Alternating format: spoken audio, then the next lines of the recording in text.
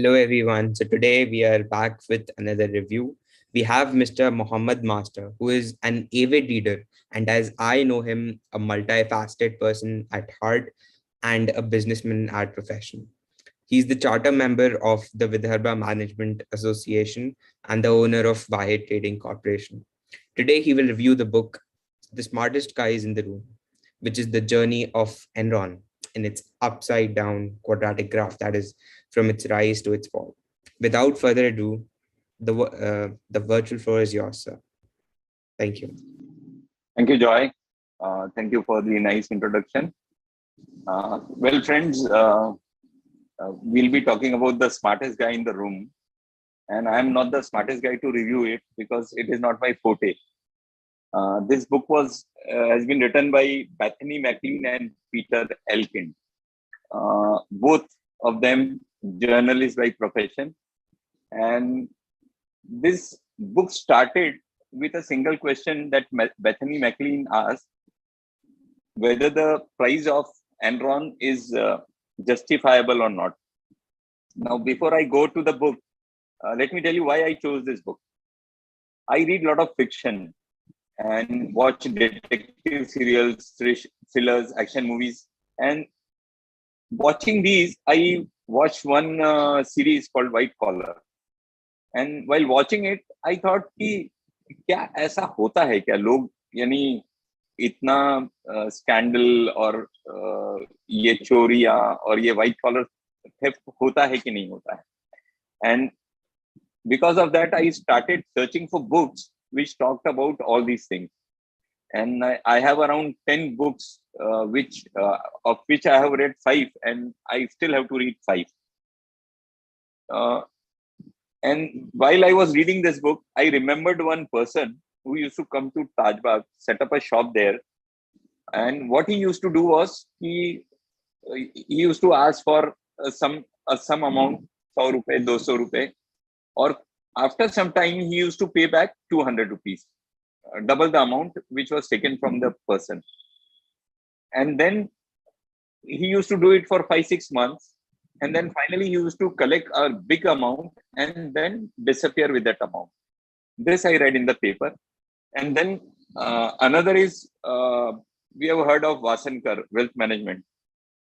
And so I got interested into this book and I read this book.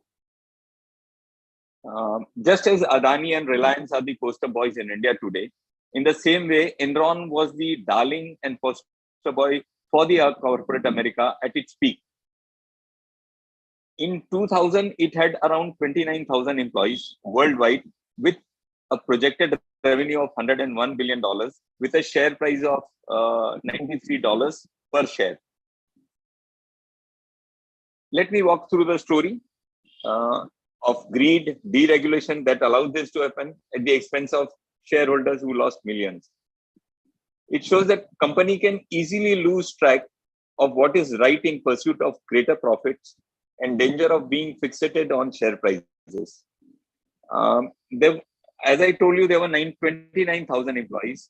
Management also had a lot of people who were working with the company. But these 5 players are the major that I want to talk about. These were the people who made the decision. They were the influence in the company. Kenneth Lay was the founder, chairman and CEO of the company. Jeff Skilling was the president, and later he became the chief executive officer. Andre Fasto, he was the chief financial officer. Rebecca Mark, also known as the Shark, she was the international face of the company. Like she was the ambassador. All the projects that were done outside America, she used to handle them. And the 5th person is Arthur Anderson LLP. This guy was not an employee of the company, but he was a consultant. And maybe Sanjay sir and Rakesh sir must have heard about Arthur Anderson LLP, one of the big 5 accounting firms in the world. And they also had a very presence all over the world. Now, the best part is all the people who came into this, whom I am talking about, came from very humble beginnings and modest family. Like Kenneth Lay was son of a priest, but their abilities and ambition and put efforts put them into high gear to succeed to create a respectable company which came into being in 1985. Now, Kenneth Lay was after the government to deregulate the whole process of gas, oil into deregulation, so that the company that the product should come into the open market and it can be sold accordingly. Now, after this company was formed, the American government announced deregulation of the natural gas and oil. As soon as it happened, they brought about a change in the market. And because Ken Lay was doing this work from a very long time, from his when he was youth, he was able to capture the market. And what he did, he became the hub. The company Enron became the hub of trading. It became the market maker. They started buying supplies from the producers and guaranteed those supplies to the consumer or utilities on the back end. Enron had a lot of pipelines throughout Europe so that they could supply the gas. And they also had a computer network which connected them to the entire market in Europe. Now, why did this company falter? Why? What happened? So, let's talk about the reason why it happened. When Jeff Skelling came into the company, when he became the president, he said that unless and until you bring in market to market accounting, I will not join the company. Now, as you know, there are two kinds of accounting. There is one which works on the book values. Like if you buy a material today, and after 1 year also, the accountant take into consideration at what rate I have bought the material. But in market to market accounting, the value is considered on today's basis. Whatever assets or whatever material you have, it is considered on the present rate and not on at what rate you have purchased. And suppose present value is 125, and then I take the value 120 and show profit of 25%, 25 rupees in excess. But if I have purchased this same material 1 year back at 100 rupees, I have to consider it at 100 rupees only. I cannot take it at today's market rate. So this market and market to market accounting was brought into consideration. Now, the second problem was whenever there was a profit, like suppose if I make a deal today for gas, say whatever amount of X amount of gas at 100 rupees, and the profit is 50 rupees on that gas, the profit was booked on the same day and not after the profit was realized. So that was another problem. This company started, they wanted to keep their books clean. To do that, what they did was they created shell companies. Shell companies, you can also say special purpose entity. The person who was the chief financial officer, his name is Andrew Fasto. He was given the job of creating these shell companies. So he created around more than 100 shell companies in his family's name, in his wife and his kids' name. They were known as LGM and LGM2. Now, what this shell companies used to do was that all the liabilities were transferred to these shell companies, and so that the balance sheet of Enron always was progressive without any liabilities, and due to that, their share prices were stabilized and they progressively going up, and because of that, the Wall Street and everybody thought that this company is very good and it is only making profit. Now, what was happening with these shell companies? Whenever uh, Enron wanted to purchase, say, a gas station or anything, say for $1 billion. So what they used to do was they used to ask these shell companies to buy it for them, and because the share prices were stable and progressively going up, these shares were put as collateral for buying that, and these shell companies used to get an handsome profit out of it based on that. So these shell companies, they were not supposed to go beyond 50% of the market, 50% above 50% of holding to the Enron. Because if it went above 50%, then it would show that the company, it would show on the balance sheet of the company. And in one instant, Fasto made a mistake and the company went beyond 50%. And because of that, the roll started. Now, in every company, there is, just like in chess, there are always someone behind you who's taking care whether the company is working properly or not. But here, Andrew and Anderson, Arthur Anderson, the investment banks, and all the legal entities which are connected with them, and the directors, they look the other way. Why did they look other way? Because their bread were buttered by the uh, Enron. So they did not take heed of what was going on, and because they were making profit, either by the through the shares or payouts. And one more problem was nepotism. The company had a culture of nepotism. For example, sister of Ken Lay ran a travel agency, and all the travel requirements were fulfilled by Ken Lay's sister, and she made a handsome profit doing that.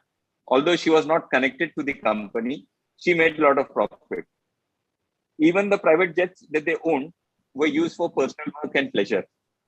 There's an example in the book that once Kenley's daughter wanted her bed to be sent to France. So a single jet just carrying the bed was taken to France to deliver the bed. Also, the another thing was that the team that were working under the person, who is the person? If the team is working under Jeff Skelly, then they were allowed to even go away with the murders that they did, because the team was working with Jeff Skelly. So this was also again nepotism. Those who did not listen to them, those who tried to raise doubts or anything that this is not right, this should be taken care of, they either had to leave the company, and they were not listened to, they were ignored. Then the system of incentive, the executive who marketed the product in Enron were given incentives either in cash or consideration. Consideration means shares. So these projects were used. Like I talked about Mark the Shark. Mark the Shark used to go around the underdeveloped countries, put up projects for putting up power plants by using gas. And when the deal was finalized, she used to come and give the papers signed. And before going, she used to make a deal with the company that I am going for this project and how much incentive will I get. So when it was finalized that this much amount of incentive you will be getting, after coming back, after handing over the deal, finalized deal, she used to get the profit incentives. Now, in every company, we have seen that incentives are only paid after the projects are finalized, completed, and handed over to the concerned party. Then only the person should give incentive. But here it was not done like that. So most of the projects were either not done or half done or whatever it was, but the incentive the person received. Now the company's employees, they had to sign a contract whenever uh, they joined the Enron. So whatever investment they had to do it with the company. So whatever extra saving they had, they bought shares of it. But these people were not allowed to sell the shares. Only the top management were allowed to sell the shares whenever they wanted. But these people who were working for the employees of the company were not allowed to share the shares. Now, when the company was declared insolvent, the employees who were working with them, 29,000 employees, as I said, they lost all their savings, all their pension, and everything because of this. The attitude of the team. The executive were hired from the best institute and as per merit standing. They did not have any field experience in any way. Here too, there was favoritism practiced. It mattered on whose team you are on. If you are darling of just as I said, if you are darling of just scaling, the murder is also allowed. And these there was the whole team. They worked on divide and rule. The only thing the company wanted was sale and revenues. If the person cannot give sales, if they cannot bring in revenues, they were thrown out of the system. There was no teamwork. There was backstabbing, politicking, and all that thing which is not healthy for a team. So here the company only looked for the end result, and they were not bothered whether it was ethical or not. Now, when we talk about Enron, do you remember anything that it is connected to India? You must have all heard about the whole power plant, which is in Ratnagiri district.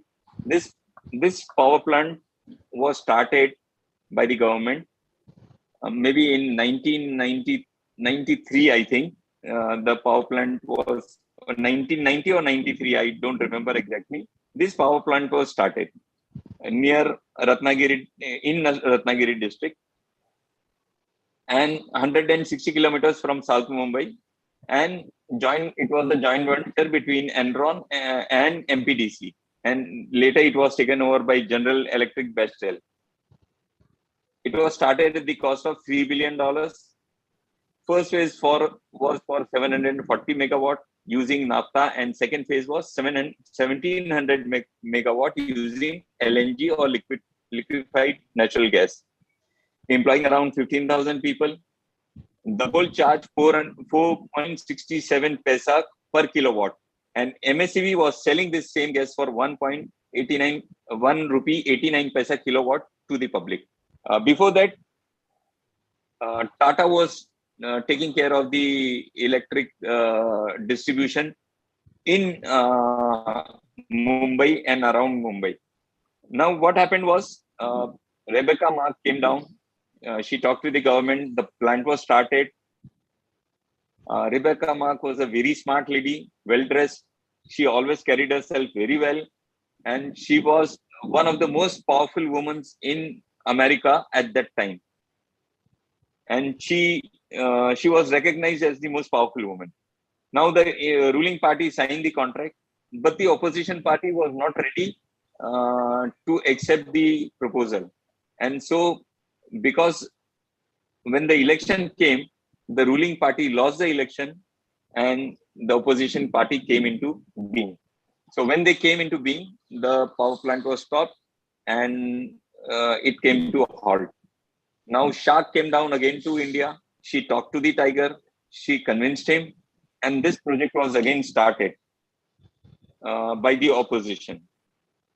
But still, it did not work out because of the cost, and there was no way. They had no way of bringing in LNG gas to India because the pipeline was supposed to come through countries which were not congruent with Indian government at that time. So it ran into problems, and I think it is still there, the whole power plant, but it is working on and off. When they get the gas, they work it up. If they don't get the gas, then the power plant is shut down. Now this shark had deal in Europe, South America, Argentina, Brazil, Bolivia, Colombia, Mexico, Jamaica, and across the Caribbean. So this, and she made a lot of money out of this. You cannot believe she was worth, when she left Enron in 2000, she was worth $82.5 million. Now, what I learned from this book, when an organization or a person crosses the lines of ethics for short-term gains, the result is always negative in the long run.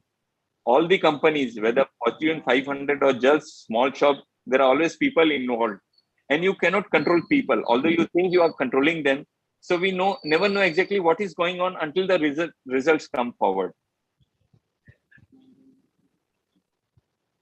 And I have an example, right, of Nagpur. There was a distributor of SMCG in Nagpur, and he used to go into his godown and he used to see that all these stocks were lying there. TVs were, the box of TV, refrigerators, everything was there. But one fine morning, when the boxes were opened, they found that all the boxes were empty. So we cannot control people, but we have to be very vigilant and go through the system so that these things don't happen with us. So the only thing, in my opinion, is too big to fail is just a myth, and it is not a reality. So that is it. If you have any questions, I'm ready to answer your questions. Joy. Thank you so much, Uncle. It was an engrossing review to hear, but the key learnings at the end that you said were really the cherry on top. Thank you. Thank you. I will just listen on to everyone and get a better idea of the book. I don't have any questions. So. Thank you.